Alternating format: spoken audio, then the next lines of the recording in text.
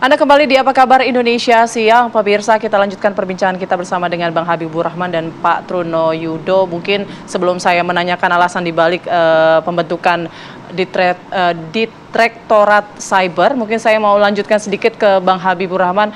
Bang Habibur Rahman, sebetulnya kan sudah ada Badan Cyber Nasional ya kita saat ini. Lalu kendala-kendala apa sih yang selama ini dialami gitu terkait penanganan secara hukumnya atas laporan-laporan kejahatan cyber misalnya, yang mungkin diharapkan di Direktorat Cyber ini nanti bisa lebih cepat begitu. Seperti apa kendala yang selama ini dialami? Ya justru itu ya, dengan keberadaan badan BSSN justru memerlukan perangkat yang lebih teknis ya di institusi penegak hukum, yaitu Polri. Ya selama ini kan pincang. Kalau badan cyber itu kan lebih umum ya kan, tidak menukik ke penegakan hukum. Nah di penegakan hukumnya kadang-kadang masyarakat sulit ya membuat laporan misalnya ke tingkat Polda atau Polres. Ternyata tidak ada perangkat untuk menerima laporan, menindaklanjuti laporan di Polda setempat. Nah ini dia, makanya perlu sebetulnya menurut saya kalau bisa jangan hanya di 8 Polda ya, di semua Polda. Namanya cyber ini bukan hanya di kota-kota saja sekarang, Pak. Bukan hanya di kota-kota besar saja, tapi juga banyak di pelosok-pelosok daerah ya. Bahkan ada beberapa kasus ya, pelaku melakukan tindak pidana cyber itu dari daerah yang pelosok gitu kan, daerah-daerah yang terpencil.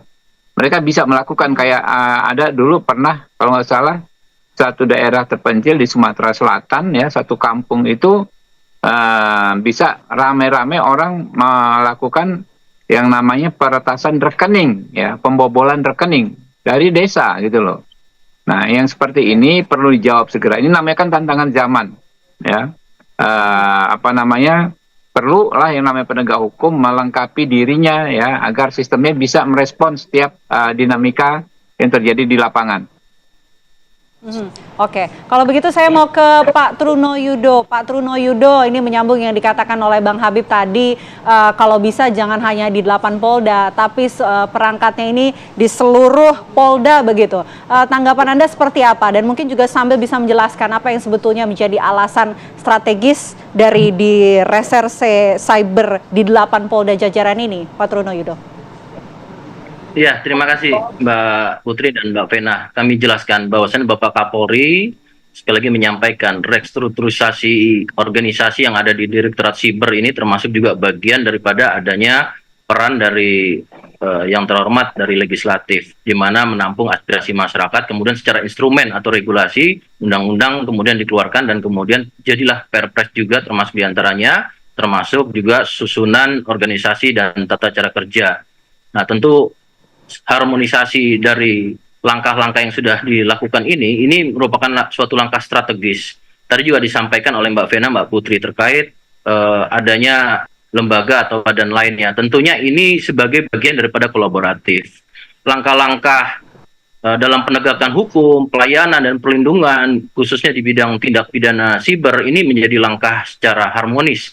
Di hadirnya pemerintah ya, tentunya ini menjadi bagian yang paling penting terkait dengan adanya Direktorat Siber yang ada di Polda atau 8 Polda, khususnya di seluruh Jawa, baik itu Polda Metro, Jawa Barat, Jawa Timur, kemudian Jawa Tengah, Sumatera Utara, Sulawesi Tengah, kemudian di Bali dan Papua. Tentu ini menjadi bagian yang menjadi awal untuk melakukan langkah-langkah lebih jauh. Karena kita tahu globalisasi perkembangan teknologi dan informasi ini borderless. Jadi kejahatan-kejahatan itu tadi seperti disebutkan oleh Pak Habibur Rahman tidak hanya juga dari desa, tetapi juga bahkan bisa datangnya kejahatan ini juga datang dari luar negeri. Tentu langkah-langkah strategis Bapak Kapolri komitmen membentuk suatu restrukturisasi yang menjadi harapan dan keresahan masyarakat ini bisa dijawab dengan memberikan perlindungan dan pelayanan dalam khususnya konteks penegakan hukum serta kerjasama dengan stakeholder lainnya. Begitu Mbak Vena. Oke, Pak, tadi kan sempat disebutkan ya beberapa wilayah begitu 8 Polda, salah satunya ada Sulawesi Tengah begitu. Mungkin bisa dijabarkan sedikit Pak pemilihan wilayah ataupun Poldanya ini berdasarkan apa begitu? Contoh Sulawesi Tengah, ini seperti apa Pak Truno Yudo? Ya, tentunya mendasari pada konteks berbagai hal ya, pada faktor yang tentunya bisa ditentukan. Yang pertama tadi saya sebutkan beberapa seperti daerah Polda Metro dan beberapa Polda di Jawa. Tentu ini menilai daripada apa yang dalam secara kuantitas dan kualitas kejahatan ini juga perlu menjadi perhatian. Kemudian juga perlu juga pembangunan dalam restrukturisasi ini mewakili beberapa zona, contohnya seperti Sumatera Utara di wilayah barat, kemudian tengah ada Sulawesi Tengah, dan juga ada Bali, dan kemudian juga ada daerah timur yaitu Papua.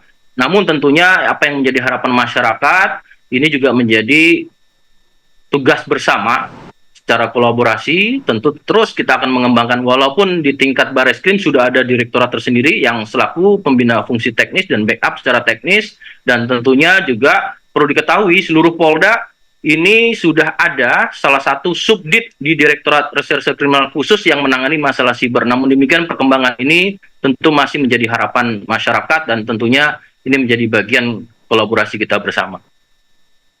Baik, Pak Truno Yudo, ini kan publik juga ada juga yang bertanya, mungkin mengapresiasi, tapi juga ada yang bertanya apakah ini nanti timpang tindih begitu dengan lembaga yang sudah menangani cyber begitu. Nah, seperti apa koordinasi antara kepolisian dengan lembaga-lembaga lain, mungkin dalam hal ini misalnya BSN begitu dalam menangani cybercrime?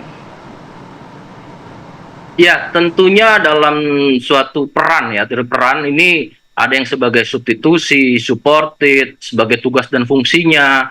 Tentunya ini merupakan proses penegakan hukum dan kerjasama yang sangat strategis. Jadi masing-masing memiliki tugas dan fungsi, bisa saja bisa menjadi supported, bisa saja menjadi substitusi, bahkan bisa menjadi yang tenaga inti.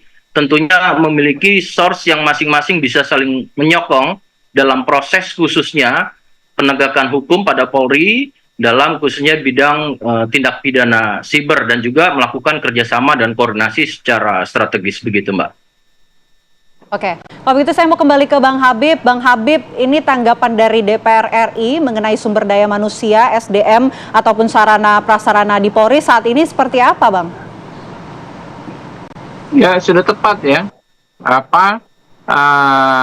Polri merespon dinamika berkembangnya bentuk kejahatan ya, terutama di cyber, di perdagangan orang dan perempuan dan anak. Nah, memerlukan bagaimana SDM yang berkualitas di bidang-bidang tersebut.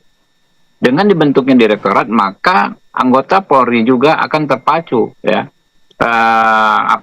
memaksimalkan keunggulan masing-masing ya. Kan kita tahu lah, sekian ratus ribu anggota Polri. Mereka juga sejak awal ya, di karir awal juga berpikir akan ke arah mana ya kekhususan yang mereka miliki dimaksimalkan.